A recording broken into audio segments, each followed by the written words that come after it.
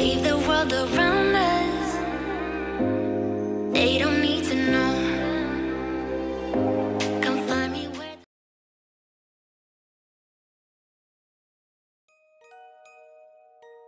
Kita akan mengawali kasus ini dengan mengunjungi kota Wilkes-Barre, New York pada tahun 1999, di mana seorang gadis berusia 11 tahun yang bernama Ashley Wallace tinggal bersama adiknya Bree dan kedua orang tuanya Michael dan Stacy. Kehidupan keluarga ini sama seperti kehidupan keluarga kelas menengah lainnya, di mana Michael harus bekerja hampir setiap hari untuk mencukupi kebutuhan keluarganya. Meskipun jarang memiliki waktu bersama keluarganya, Michael tetap memiliki hubungan yang erat dengan kedua putrinya dan istrinya. Setidaknya sampai 1 tahun kemudian, di mana rumah tangga yang dibangun Michael dan Stacy mulai retak. Di masa ini perangai Stacy berubah 180 derajat dari yang awalnya sangat menyayangi keluarganya menjadi sangat agresif kepada keluarganya. Perubahan perilaku Stacy membuat hubungannya dengan suami dan kedua putrinya makin renggang dan semakin buruk setiap harinya. Pada Thanksgiving tahun 1999, Stacy mendatangi saudarinya dan mengatakan kepadanya kalau dia sangat ingin meninggalkan suaminya. Saudarinya itu pun memberikan nomor pengacaranya untuk membantu perceraian Stacy. Akan tetapi, Stacy saat itu nampak ragu dan memutuskan untuk menunda perceraiannya dengan suaminya sampai tahun baru. Pada bulan Desember tahun 1999, nampaknya permasalahan keluarganya sangat berefek kepada kesehatan Michael. Michael saat itu terlihat pucat, tidak bertenaga, mengalami sakit kepala yang sangat mengganggu, dan sering menghabiskan waktunya berbaring di tempat tidur. Gejala yang ia rasakan pun semakin memburuk dari waktu ke waktu. Bahkan dia sering merasa seperti dia sedang mabuk meskipun dia tidak minum sama sekali. Dokter yang memeriksanya saat itu mengatakan kepada Michael kalau Michael hanya mengalami infeksi telinga. Bukannya membaik setelah diperiksakan ke rumah sakit, rasa sakit yang dirasakan Michael malah semakin menjadi-jadi. Pada malam Natal tahun 1999, saudara Michael saat itu mengatakan kalau Michael datang ke rumah ibunya dalam keadaan terlihat sangat tidak sehat, di mana muka dan sekujur tubuhnya terlihat membengkak. Kondisi Michael ini terus memburuk sampai tanggal 11 Januari tahun 2000, di mana dia akhirnya menggembuskan nafas terakhirnya saat tidur di samping Ashley yang sedang menonton TV sepulang sekolah. Sebelum dia mengetahui bahwa ayahnya sudah meninggal, Ashley sempat menyadari beberapa hal aneh yang terjadi kepada ayahnya, di mana Ashley sempat mendengar ayahnya membuat suara aneh dan mengangkat tangan dan menurunkan tangannya. Tidak hanya itu, Ashley juga melihat keanehan di bagian kaki ayahnya, yang dimana saat itu kaki ayahnya berubah warna menjadi ungu. Ashley yang sangat terkejut pun langsung menghubungi kakak dan ibunya dan menjelaskan bagaimana keadaan ayahnya. Michael yang tak sadarkan diri pun langsung dibawa ke rumah sakit dan segera mendapatkan penanganan dokter. Tapi sayangnya semua itu sudah terlambat karena Michael sudah tidak bisa diselamatkan, dan dokter saat itu mengatakan kalau Michael meninggal karena serangan jantung.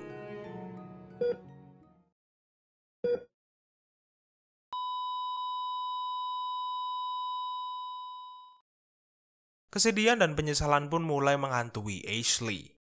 Saat itu dia berpikir seandainya dia lebih peka dan mengetahui bahwa ayahnya sedang dalam masa kritis lebih awal, ayahnya pasti masih akan bisa diselamatkan. Di sisi lain, Stacy yang didampingi saudaranya menolak untuk melakukan otopsi kepada Michael.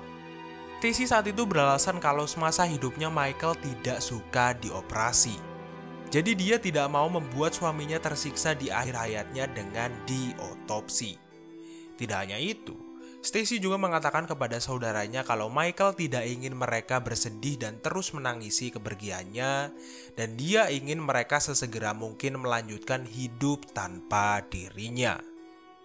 Nampaknya kematian Michael tidak terlalu berefek buruk kepada kondisi emosi Stacy, dan malah bisa dibilang mood Stacy seakan-akan membaik sepeninggal suaminya. Hal ini bisa dilihat dari Stacy yang tidak pernah meneteskan air mata sama sekali sepeninggal suaminya, saat semua orang terdekat suaminya terutama kedua putrinya menangisi kepergian Michael. Sepeninggal suaminya, Stacy mendapatkan uang asuransi jiwa suaminya sebanyak 55.000 US dollar atau senilai 852 juta rupiah.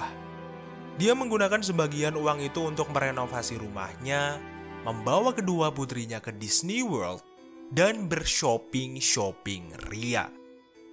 Hubungan antara Stacy dan kedua putrinya pun mulai membaik sepeninggal Michael. Stacy nampak berusaha untuk menebus segala kesalahannya di masa lalu kepada kedua putrinya dengan memberikan kasih sayang dan perhatian penuh kepada mereka. Tapi hal ini tidak berlangsung lama. Hubungan antara mereka bertiga kembali merenggang ketika Stacy mulai berkenalan dengan seorang pria di internet yaitu David Castro pada tahun 2001. David Castro adalah seorang bisnismen asal Liverpool, New York yang memiliki heating company. David sendiri saat itu baru saja bercerai dari istrinya, dan dia saat itu tinggal sendirian meninggalkan istri dan putranya untuk melancong dan menikmati hidupnya. Hubungan antara David dan Stacy pun semakin lama semakin mesra. David terpesona dengan image yang diperlihatkan Stacy kepadanya sebagai ibu yang sangat mencintai kedua putrinya. Dan kurang dari 2 tahun menjalin hubungan, keduanya pun mantap untuk membawa hubungan mereka ke tahap yang lebih serius, di mana mereka akhirnya menikah pada tanggal 16 Agustus tahun 2003. Pernikahan antara Stacy dan David pun menuai pro kontra dari orang-orang terdekat mereka. Ashley dan Bree menentang pernikahan ibunya dan David dengan alasan mereka tidak rela posisi ayahnya tergantikan. Dan hal yang semakin membuat mereka menentang pernikahan ini dan membenci David adalah karena David pernah mengatakan kepada mereka kalau dia tidak ingin menjadi ayah mereka dan dia juga tidak ingin menjadi seorang ayah. Semua orang yang mengetahui pernikahan pasangan ini pun juga ikut berkata miring karena tidak ada satupun keluarga David yang hadir dalam pernikahan ini. Entah mereka semua tidak ada yang sudi untuk hadir, atau mereka semua tidak ada yang diundang. Stacy dan kedua putrinya pun kemudian ikut tinggal dengan David di Liverpool. Stacy dan David nampak sangat bahagia dan senang karena mereka akhirnya bisa bersama. Tapi di sisi lain, Ashley dan Bree yang sejak awal sangat tidak setuju dengan pernikahan ini dan membenci David selalu membuat suasana rumah menjadi tidak nyaman dengan berbagai pertengkaran yang terjadi antara mereka dan David. Tak kenal maka tak sayang. Mungkin ini yang terjadi antara Ashley, Bree, dan juga David. Setelah mereka tinggal bersama setelah beberapa bulan, hubungan antara mereka bertiga pun mulai membaik dan mereka sudah mulai bisa beradaptasi dengan satu sama lain. Keharmonisan mereka ini tercermin di hari kelulusan Ashley, yang dimana saat itu David nampak sangat bahagia dan bangga melihat putrinya itu. Tapi sayangnya ketika hubungan antara David dan kedua putrinya itu mulai harmonis, suatu masalah kembali menimpa David dan Stacy sehingga membuat hubungan mereka mulai tidak harmonis dan sering bertengkar. Pada tanggal 22 Agustus tahun 2002, kurang lebih 2 tahun setelah Stacy dan David berumah tangga, kepolisian Syracuse, New York mendapatkan panggilan mengerikan dari kediaman Stacy. Police communications, can I help you? My name is Stacy Castor, and my husband has locked himself in our bedroom for the last day. I'm just getting a little concerned because I haven't talked to him since 5 o'clock in the morning on Sunday when he locked me out of the bedroom.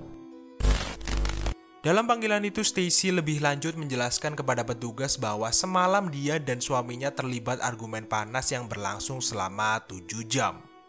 Dan setelah adu argumen mereka berakhir, David mengambil sebotol minuman dan mengunci dirinya di kamar dan menolak untuk keluar.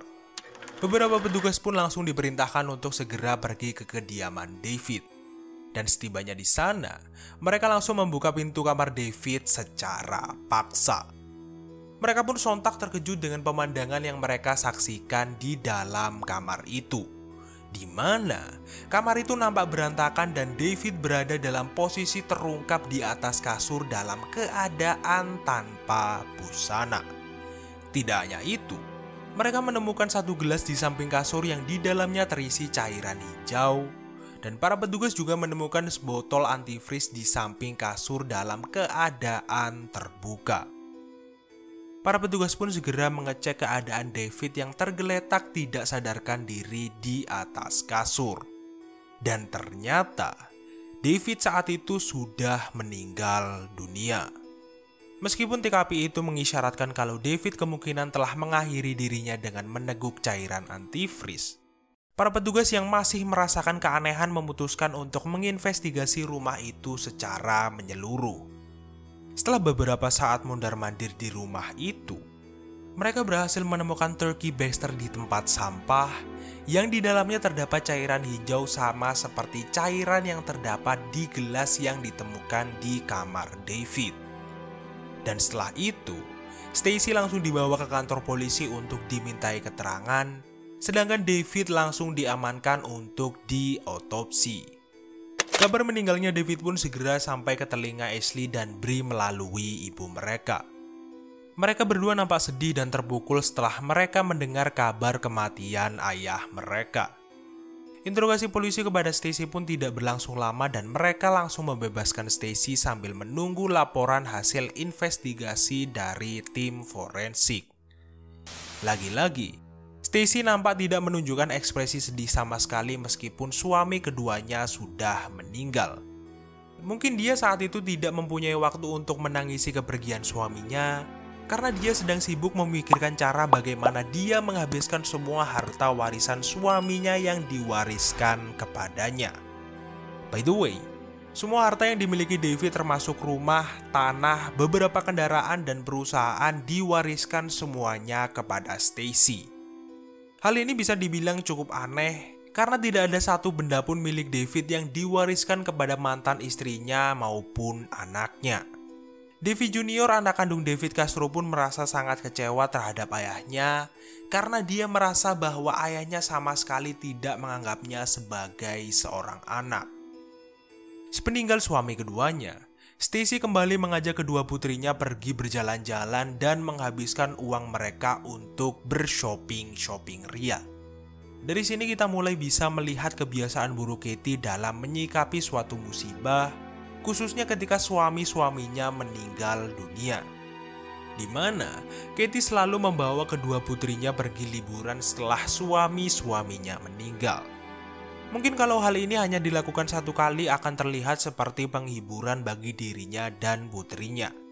Tapi kalau hal ini juga dilakukan saat suami keduanya meninggal, bukankah ini malah terkesan kalau Stacy ini memberikan self-reward karena dia telah berhasil menyingkirkan suami-suaminya? Ketika Stacy sedang sibuk menikmati warisan David dan menghambur-hamburkan uangnya, para petugas yang dari awal sudah merasakan kejanggalan di peristiwa kematian David pun terus melakukan investigasi. 1 tahun kemudian, para petugas mendapatkan laporan dari tim forensik yang mengatakan kalau ada keanehan di 2 barang yang mereka temukan di rumah David. Keanehan pertama terdapat di turkey baster yang ditemukan di rumah David, di mana di dalam benda itu terdapat cairan antifreeze dan DNA David. Keanehan kedua berhasil mereka temukan di gelas yang berisi cairan hijau yang terletak di samping kasur David, yang dimana cairan itu ternyata adalah antifreeze, dan di permukaan gelas itu juga terdapat 3 sidik jari, yang tiga-tiganya adalah sidik jari Stacy. Tidak hanya itu, mereka juga tidak menemukan kadar alkohol di dalam darah David, yang dimana fakta ini tidak berbanding lurus dengan pernyataan Stacy yang dikatakan kepada petugas kalau David sempat meminum alkohol sebelum dia ditemukan meninggal. Beberapa bukti yang mengarah kepada Stacy pun membuat para petugas saat itu yakin kalau David meninggal karena dilenyapkan, dan yang melenyapkan pria itu adalah istri keduanya yang tidak lain dan tidak bukan adalah Stacy Castro. Meskipun begitu, polisi saat itu tidak ingin gegabah dan terlalu cepat menyimpulkan segalanya karena mereka masih butuh beberapa bukti untuk menguatkan asumsi mereka. Mereka pun mulai mewawancarai beberapa orang terdekat Stacy. Tidak hanya itu, Mereka juga berencana untuk membongkar makam suami pertama Stacy yaitu Michael untuk mengotopsi tubuh pria itu. Pada tanggal 7 September tahun 2007, para petugas mengundang Stacy ke kantor polisi untuk dimintai keterangan. Katie pun duduk di ruangan interogasi itu dengan wajah tegang dan ketakutan. Detektif Spinelli saat itu mengatakan kepada Stacy kalau dia ingin menutup kasus ini dengan menginterview Stacy.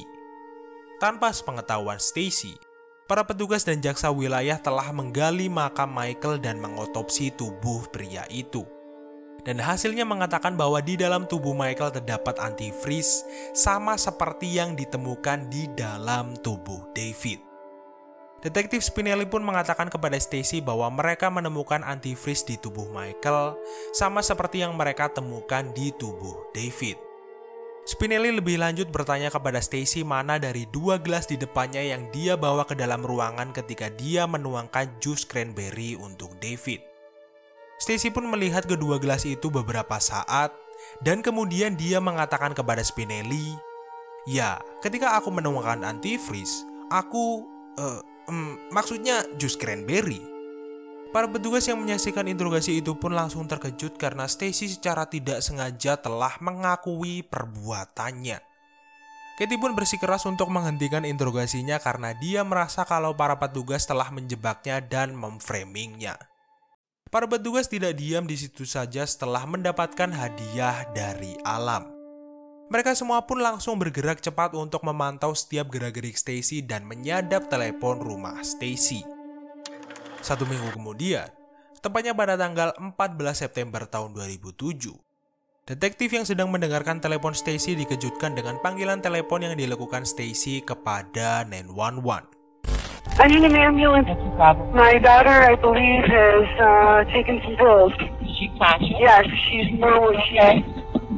I'm leaning over her. Ashley is having trouble, I think. It sounds like there's something in her throat. Ashley. Oh my God, oh my God, oh my God. Oh my God, this is not happening. Para petugas pun langsung bergegas menuju rumah Stacy di Wetzel Road.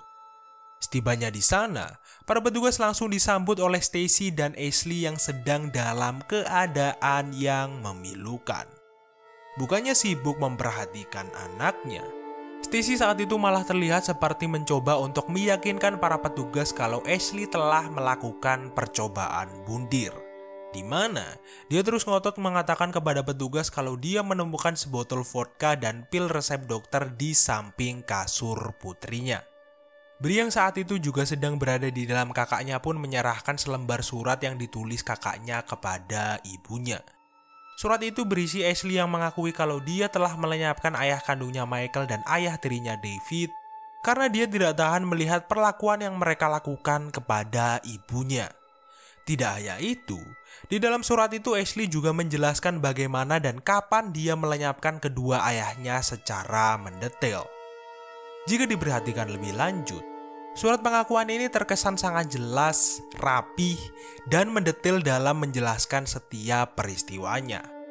Hal ini pun memantik kecurigaan polisi bahwa jangan-jangan ada yang telah mencoba untuk melenyapkan Ashley dan menjadikan gadis itu kambing hitam dalam kasus ini. Ashley pun langsung dilarikan ke rumah sakit dalam keadaan hampir tak sadarkan diri dan langsung mendapatkan penanganan dari petugas medis. Saat nyawa Ashley sedang di ujung tanduk, polisi yang membaca surat Ashley menolak percaya kalau ini adalah surat yang ditulis Ashley sendiri. Penolakan itu bukannya tanpa alasan yang jelas. Mereka saat itu berpikir bagaimana mungkin gadis yang saat itu berusia 11 tahun bisa merencanakan pelenyapan ayahnya sedetail dan serapi itu. Di waktu ini nyawa Ashley benar-benar menjadi satu-satunya hal yang bisa merubah jalannya penyelidikan kasus kematian Michael dan David. Karena kalau sampai Ashley tewas, kasus ini kemungkinan besar akan berakhir dengan Ashley yang dinyatakan sebagai pelaku pelenyapan Michael dan David, sementara suspek utama yaitu Stacy kembali bisa lepas dan pergi liburan keliling dunia sambil membeli semua barang-barang branded yang dia mau. Tapi untungnya Ashley bisa sadar beberapa jam kemudian dan dia menyangkal bahwa dia telah menulis surat itu dan melenyapkan kedua ayahnya. Tidak hanya itu, dia juga mengatakan kepada para petugas kalau sebelum dia tak sadarkan diri, ibunya sempat mengajaknya mabora 2 kali pada tanggal 12 dan 13 September tahun 2007. Setelah mendengar keterangan itu dari Ashley, para petugas pun tanpa ragu langsung mengamankan Stacy yang saat itu sedang berada di rumah sakit. Pada tanggal 13 Januari tahun 2009, setelah menunggu kurang lebih 1 tahun, pengadilan Stacy Castro atas kasus pelenyapan nyawa Michael dan David akhirnya dimulai. Persidangan ini bisa dibilang berjalan cukup ketat dan rumit bagi jaksa, Ashley, dan juga Bree, di mana tim pembela Stacy hanya perlu meyakinkan juri bahwa Ashley adalah dalang di balik pelenyapan nyawa Michael dan David untuk bisa bebas. Akan tetapi, kesaksian Ashley tentang bagaimana ayah kandungnya meninggal dan bagaimana ibunya menjebaknya untuk membuatnya kehilangan kesadaran dengan cara terus mengajaknya minum, ditambah dengan berbagai bukti yang semuanya mengarah kepada Stacy, membuat Stacy saat itu semakin terpojok. Salah satu bukti krusial yang menyatakan ketidakbersalahan Ashley dalam kasus ini adalah ditemukannya data kapan dan di mana surat pengakuan Ashley dibuat. Surat ini dibuat pada tanggal 12 September pukul 2.27 sore, yang dimana saat itu Ashley sedang berada di sekolah. Tidak hanya itu, petugas juga berhasil menemukan data di mana surat ini dibuat, yang ternyata surat ini dibuat di komputer Stacy.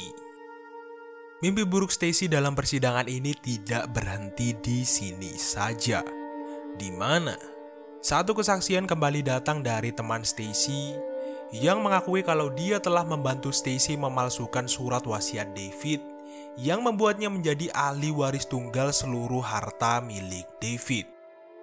Semua bukti dan kesaksian ini akhirnya berhasil meyakinkan juri kalau Ashley tidak bersalah dan membuat Stacy dijatuhi hukuman penjara selama 54 tahun. The jury's reached a verdict. As to count number 1, murder in the second degree, what is the verdict? Guilty. On count 2, attempted murder in the second degree, what's the verdict? Guilty. All I could do was just cry because I was just so happy. You could just feel this huge weight just being lifted right off of you. You're not just a danger to the general public. You're a danger to the people who love you and are closest to you. And I believe that the sentence I'm about to impose will remove that danger once and for all. Honestly, that was the best day of my life. Because I knew that people knew that I didn't do it.